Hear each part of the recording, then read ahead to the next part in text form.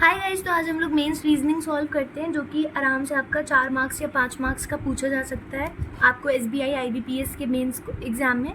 और ये वाला क्वेश्चन जो मैंने लिया है इसमें आपका seating arrangement with blood relations दिया गया है। तो मैं कुछ क्वेश्चन सॉल्व करने से पहले आपको बेसिक्स बता दूं मैं किस तरह से ब्लड रिलेशन में साइंस डिनोट करती हूँ। सपोज ए हस्बैंड है बी का, तो मैं ऐसे डिनोट करूँगी, ए को प्लस दूंगी और बी को माइनस, और इनके बीच में हस्बैंड वाइफ वाला रिलेशन है तो कपल्स के लिए मैं ये वाला साइन यूज़ करती हूँ, सिमिलैरिटी वाला साइन। और बी सन है अगर ए का, तो मैं ए बी या फिर इनमें से किसी के भी नीचे एक लाइन ऐसे खींच दूँ। इसका मतलब है इससे नीचे यानी इससे छोटा यानी इनका बच्चा है बी, तो वो सन है तो मैं उसको प्लस दूंगी। और अगर ए ग्रैंड फादर है सी का और सी डॉटर है बी की, तो मैं बी के अगेन नीचे यूँ करूँगी, और डॉटर है तो उसको यू साइन दे दूंगी और ए ग्रैंडफादर हो जाएगा। और अगर बोल रहे हैं कि सी जो है वो एल की वाइफ है तो इसको मैं अगेन ऐसे कर दूंगी। और एम जो है वो डॉटर इन लॉ है सी की, तो इसका मतलब एम जो होगा वो सी की डॉटर इन लॉ कब बनेगी, जब वो एल की बहन बनेगी। तो एल के एडजेसेंट में ऐसे लाइन खींचूंगी एम और वो नेगेटिव हो जाएगा, यानी एम का भाई एल है और एम के भाई की वाइफ सी है, तभी एम इसकी डॉटर इन लॉ बन जाएगी। तो इस तरह से कुछ बेसिक होता है ब्लड रिलेशन का, मैंने आपको बता दिया। अब मैं क्वेश्चन की तरफ जाती हूँ। क्वेश्चन में दिया गया है कि 2 फैमिलीज होंगी जिसमें हर फैमिली में 3 मैरिड कपल्स यानी 6 मेंबर्स होंगे और वो स्क्वायर शेप टेबल में बैठे होंगे। एटलीस्ट 1 होगा एक साइड पे या एटमोस्ट 2 हो सकते हैं, और सब फेसिंग करेंगे टूवर्ड्स सेंटर, कोई भी कॉर्नर पे नहीं बैठा है। और मैरिड कपल्स जो होंगे वो डिफरेंट टेबल्स पे होंगे। लाइक ए अगर टेबल ए पे होगा तो बी टेबल बी पे होगा, यानी ए अगर फर्स्ट टेबल पे तो बी सेकंड पे होगा। कपल्स अलग अलग टेबल पे बैठे होंगे। अरे बड़ी दुविधा है ये तो। चलो फिर हम लोग स्टार्ट करते हैं। 2 टेबल्स बनाते हैं हम लोग। स्क्वायर शेप बोला है तो हम लोग ऐसे 4 लाइन्स की टेबल बनाएंगे। मेंस का सवाल है, बिना केसेस के सॉल्व ही नहीं होगा, तो आंख बंद करके आप केस पहले ही बना लो क्योंकि बनाने ही पड़ेंगे यार। वैसे मैं एक इंटरेस्टिंग बात बताती हूँ। ये क्वेश्चन जब मैंने पिक करा था तो मैंने ऐसे रफली सॉल्व करा, तो यू वोंट बिलीव जो केस मैंने फर्स्ट टाइम में लिया वही केस सही था, तो मेरा एक ही केस में क्वेश्चन हो गया। बट स्टिल आप लोग को तो मुझे हर गैमेट हर एस्पेक्ट बताना है, तो मैं ना जितने केस बन सकते थे मैं सारे बनाऊँगी। तो ये हमारी फर्स्ट टेबल होगी, ये सेकंड टेबल होगी। तो इधर मैं फर्स्ट लिख दे रही हूँ, इधर सेकंड। और ये हमारा ए केस होगा फर्स्ट का, ये बी केस होगा। सिमिलरली ये सेकंड का ए केस और ये बी केस। आप ऐसा मत समझना मैंने 4 केस बनाए, क्योंकि 2 टेबल्स तो दी गई है ना, तो इसलिए ये होगा हमारा, ऐसे आप समझो, ये हमारा केस 1 होगा और ये केस 2 होगा। ओके, ये मेरा मतलब है। अब हम लोग बिना किसी डिंग डिंग डिंग के क्वेश्चन सॉल्व करते हैं। Okay, R third to right of D है, B immediate left of R है लेकिन different side of the table पे। Okay, B immediate left of R है, आर के इमीडिएट लेफ्ट में बी है और ये दोनों अलग अलग टेबल पे। तो इसको सिमिलर एकदम सिंपली यहीं पे बना लो। आर को यहाँ पे रखो, इमीडिएट लेफ्ट में बी डिफरेंट साइड टेबल पे यहाँ पे रख दो। ठीक है, इस केस में भी ये वाली कंडीशन तो ऐसी ही यूज़ होगी, तो मैंने यहाँ पे यूँ रख दिया। ठीक है, बी यहाँ पर आ गया।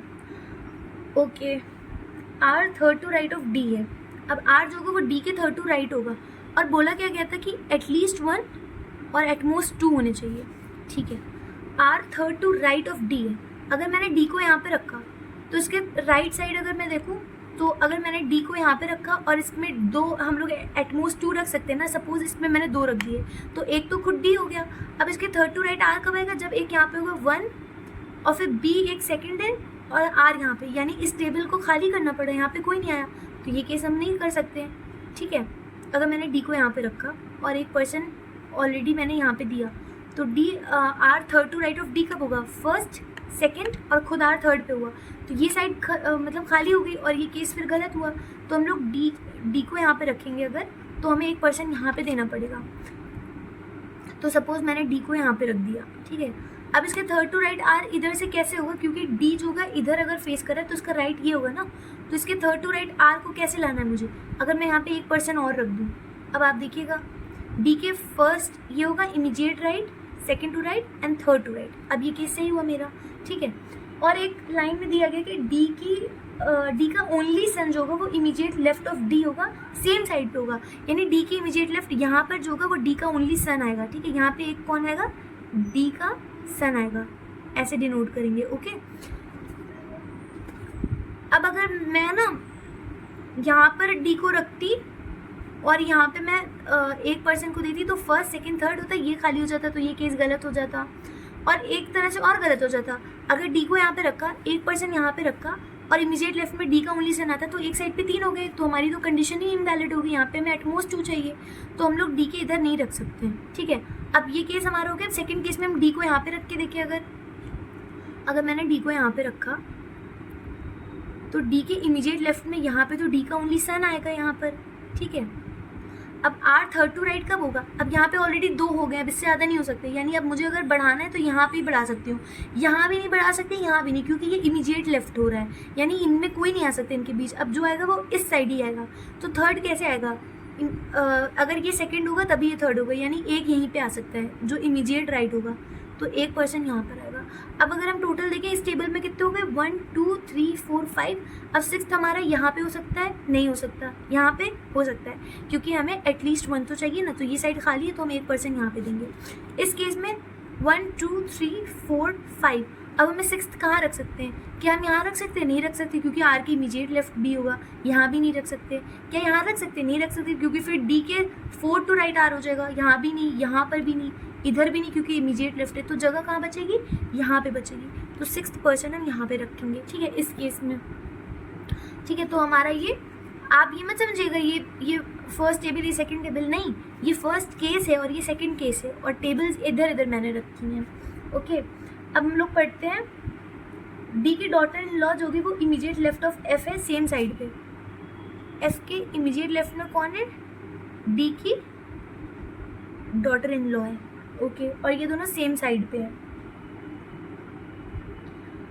ए third to right of F है, और एफ के राइट में 2 पर्सन्स की गैप पे ए आएगा। ए ग्रैंडसन ऑफ एफ है, और एफ जो भी है, I don't know whether he is male और फीमेल, तो हम यूँ रखेंगे, ग्रैंडसन बनाएंगे ना, यानी कि एफ का कोई बच्चा है, उसका बच्चा ए है, और वो ग्रैंडसन है, यानी ये प्लस का होगा, ठीक है। ए जो होगा इमीडिएट लेफ्ट है आर की वाइफ के, लेकिन डिफरेंट साइड पे। अब आप इस कंडीशन को समझिएगा, आर की जो वाइफ है ये, इसके इमीडिएट लेफ्ट में ए आएगा, और ये दोनों डिफरेंट साइड पे हैं। अब हम लोग ने पढ़ा था शुरू में, कपल्स अलग अलग टेबल पे होंगे। अगर मैंने आर को यहाँ पे रखा है तो आर की वाइफ इधर आएगी, और आर की वाइफ है यानी आर खुद मेल होगा, तो मैंने इसे प्लस कर दिया, ठीक है।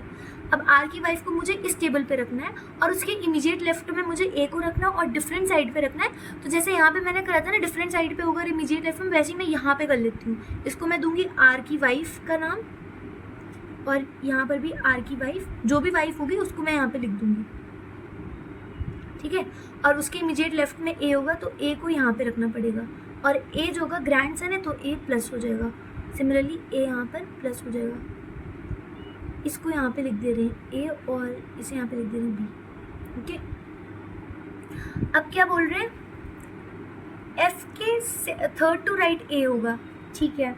और कुछ आगे पढ़ लेते हैं हम लोग। ए इमीडिएट लेफ्ट है आर की वाइफ, डिफरेंट साइड में, ओके। सी मैरिड है क्यू से, क्यू और एफ डिफरेंट टेबल्स पे हैं, ठीक है। तो इस कंडीशन को हम लोग यहाँ पर लिख लेते हैं, सी क्यू से मैरिड है, और क्यू और एफ जो होंगे ये डिफरेंट टेबल्स पे होंगे, ठीक है। U second to right of C है, सी के राइट में एक पर्सन के गैप पे यू है, यू मदर ऑफ आर है, यू नेगेटिव है, और आर की मदर है, यानी यू का सन है आर, और उसकी कोई वाइफ थी, ओके। दोनों सी के इमीडिएट नेबर्स फीमेल है, यानी सी के आसपास जो भी होंगे ये दोनों नेगेटिव हैं, ठीक है।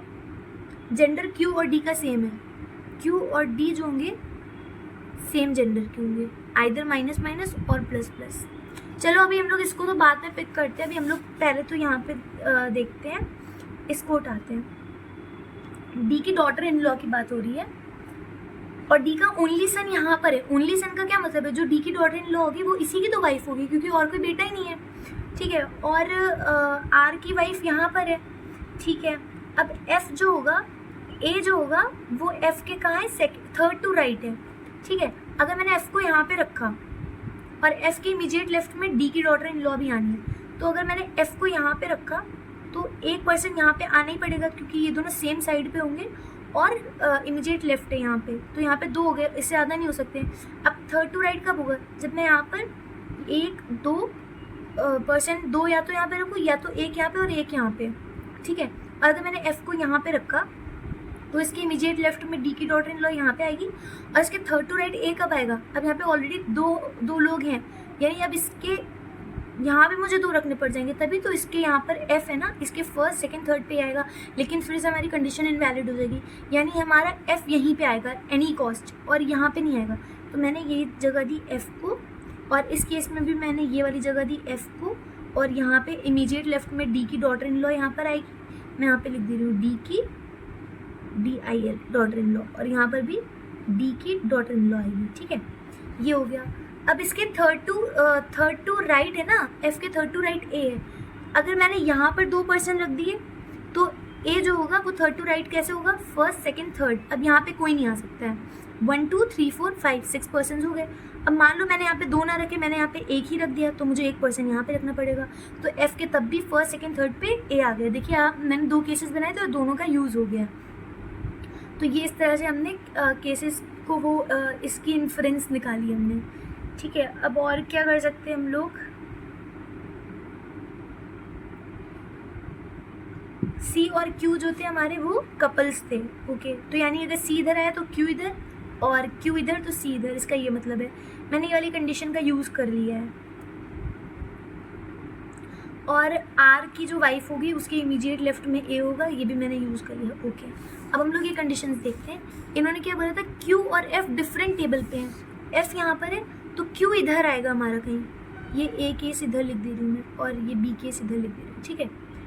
क्यू और एफ डिफरेंट पे, तो एफ यहाँ पर है ना इस वाली टेबल में, तो इस केस में क्यू यहाँ पर आएगा, और सी और क्यू अगर कपल्स है तो कपल अलग अलग टेबल में ना, तो क्यू इधर आएगा तो सी को इधर आना पड़ेगा, ठीक है, इस केस में भी। और सी के बोला है, सी के जो इमीडिएट नेबर होंगे वो फीमेल होंगी, ठीक है। और सी के राइट में सेकंड पे लेफ्ट यू होगा, और यू फीमेल है क्योंकि यू आर की मदर है, ठीक है, ये बोला गया है। अब चलिए हम लोग देखते हैं, क्यू हमारा क्यू और एफ अलग अलग है, तो एफ क्यू यहीं पे आएगा क्योंकि एफ यहाँ पे है। क्यू मैं यहाँ पे भी रख सकती हूँ, यहाँ पे भी रख सकती हूँ, और डी का सन भी क्यू हो सकता है, बहुत से केसेस हैं, ठीक है। चलिए हम लोग देखते हैं फिर क्या कर सकते हैं। और सी इधर आएगा, और सी के सेकंड टू राइट में यू आएगा। सपोज मैंने सी को आर की वाइफ बना दिया, ठीक है। सी तो आर की वाइफ हो ही नहीं सकता क्योंकि सी और क्यू कपल्स हैं, तो सी यहाँ पे कैंसिल हो जाएगा, ठीक है। सी अगर मैंने यहाँ पे रखा तो इसके सेकंड टू राइट यू आ सकता है, फर्स्ट सेकंड यू आ सकता है। अगर सी यहाँ पे रखा तो फर्स्ट सेकंड यू नहीं आ सकता है, सी यहाँ पे रखा तो फर्स्ट सेकंड यू यहाँ पे आ जाएगा। अगर यू यहाँ पर आया तो इसका मतलब यू जो होगा वो आर की वाइफ हो जाएगी, बट यू तो आर की मदर है, तो हमारा सी यहाँ नहीं आ सकता, यानी हमारा ओनली केस सी के लिए ये बचेगा, तो सी हमारा यहाँ पे आएगा। इस केस में भी आप देख लीजिएगा सी यहीं पर ही आएगा, ठीक है। अब अगर सी यहाँ पर है यानी सी कौन हो गई, डी की डॉटर इन लॉ हो गई, ठीक है। और डी का तो सिर्फ एक ही सन था, यानी सी और क्यू अगर कपल्स हैं तो डी का ओनली सन क्यू होगा, इसका ये मतलब है। और सी हमारा फीमेल है, ठीक है ना, क्योंकि डॉटर इन लॉ फीमेल ही तो होगी ना, तो यहाँ पे डी का ओनली सन क्यू आएगा, तो ये पॉजिटिव हो जाएगा। और डी का ओनली सन यहाँ पे आना है तो ये क्यू पॉजिटिव हो जाएगा। और हमें बोला गया था डी और क्यू के जेंडर सेम है, यानी अगर क्यू सन है तो डी फादर होगा, ठीक है, यहाँ पर भी पॉजिटिव आ जाएगा। अब आप समझे, सी और क्यू देखिए अलग अलग टेबल पे भी हो गए, कपल्स भी हो गए, ये नेगेटिव ये पॉजिटिव हो गया। तो ये था हमारा इन्फ्रेंस जो हमने कंडीशन रखी थी। अब हम लोग और पढ़ते हैं कुछ। मैंने ये यू को मैंने रखा नहीं, सी के सेकंड टू राइट यू आएगा ना, फर्स्ट सेकंड, तो यू यहाँ पर आएगा नेगेटिव क्योंकि यू आर की मदर है, ठीक है, यहाँ पर यू आएगा नेगेटिव में, ठीक है। तो मैंने सी के इमीडिएट नेबर्स फीमेल होंगे, ओके। तो सी यहाँ पर है, ये फीमेल, ठीक है, आर की वाइफ है तो वो फीमेल ही होगी, तो एफ को भी फीमेल करना पड़ेगा, सी के इमीडिएट नेबर्स को, यहाँ पर ये फीमेल होगा। अब इसका मतलब क्या हुआ, एफ जो होगा वो ग्रैंड मदर होगी ए की, ठीक है। और अब एफ की यहाँ पर हस्बैंड आएगा यहाँ पे कोई, अगर एफ यहाँ पर है तो कपल्स जो होंगे अलग टेबल पे, तो एफ का हस्बैंड यहाँ पर आना चाहिए ना। अब एफ का हस्बैंड हम देखते कौन हो सकता है, आर हो सकता है, एफ का हस्बैंड आर नहीं हो सकता क्योंकि एफ का हस्बैंड अगर मैंने आर रखा तो आर की वाइफ यहाँ पर आएगी, तो आर की वाइफ एफ हुआ तो एफ तो यहाँ पर है, तो आर नहीं हो सकता एफ का हस्बैंड। एफ का हस्बैंड क्यू हो सकता है, क्यू नहीं हो सकता क्योंकि सी और क्यू कपल्स हैं।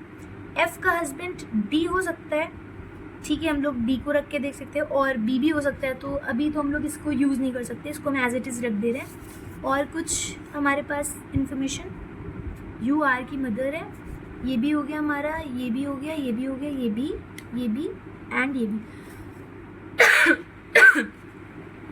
अब हम लोग आगे बढ़ते हैं, अभी तो और भी कंडीशंस है ना।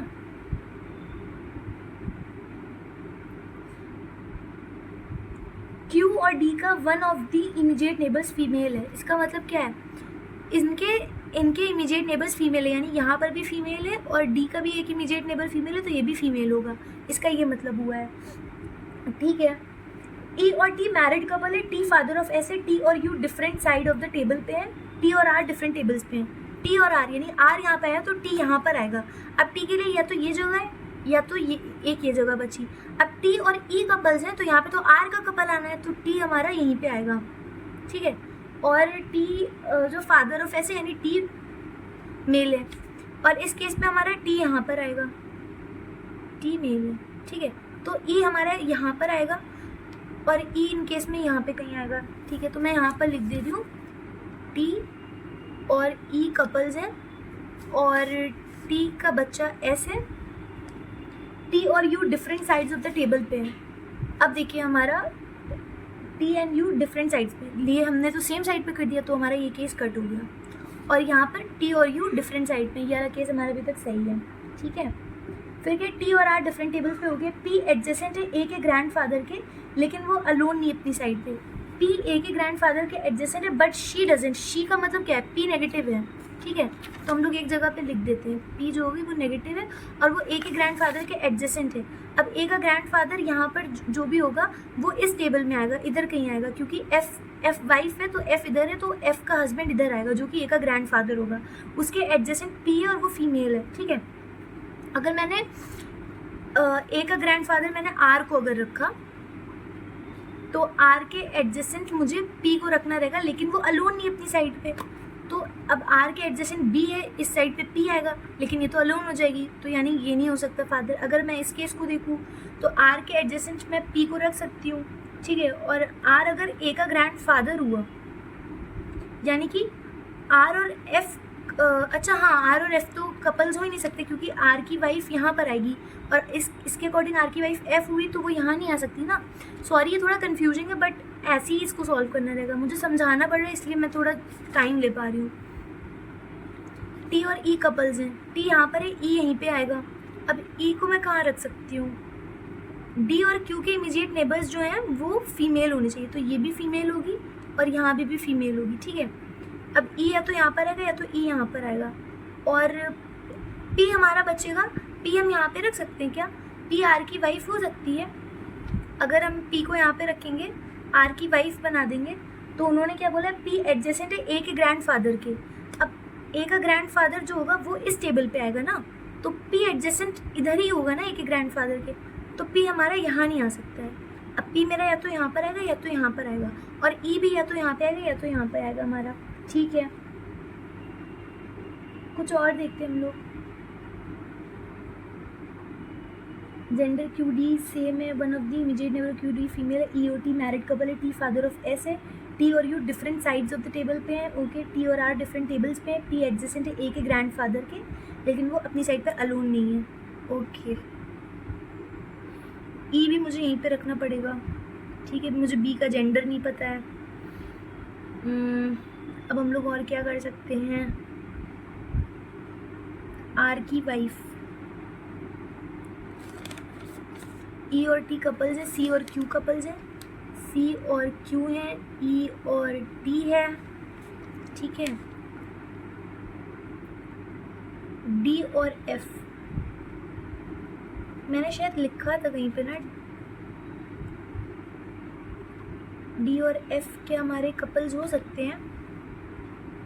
अगर डी और एफ कपल हुए हमारे तो डी का ओनली सन क्यू होगा, तो एफ का भी बच्चा क्यू ही हो सकता है, और वो इसकी वाइफ जो होगी वो सी हो जाएगी और इनका बच्चा ए हो जाएगा, ठीक है। पी जो होगा वो इधर ही आएगा और ई भी इधर ही आएगा, और पी जो होगा अपनी साइड पे अलोन नहीं है इन्होंने बोला है, तो अगर मैं पी को इधर नहीं रख सकती तो इधर ही रखूँगी और ई को इधर ही रखूँगी मैं।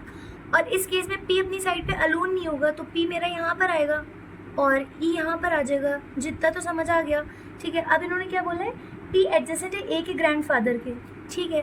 पी ए के ग्रैंडफादर के एडजेसेंट है। अब ए का ग्रैंडफादर या तो बी होगा या तो डी होगा, और इस केस में ए का ग्रैंडफादर या तो क्यू होगा या तो आर होगा, ठीक है। ए का ग्रैंडफादर क्यू और आर हो सकते हैं, नहीं हो सकते। क्यू नहीं हो सकता क्योंकि क्यू सी कपल्स हैं, क्यू और एफ नहीं हो सकते हैं। आर नहीं हो सकते क्योंकि आर और एफ भी कपल्स नहीं है। तो यानी पी ए के ग्रैंडफादर के एडजेसेंट इन दोनों में से कोई भी नहीं ए का ग्रैंडफादर बन सकता है, तो मेरा ये केस भी गलत हो गया।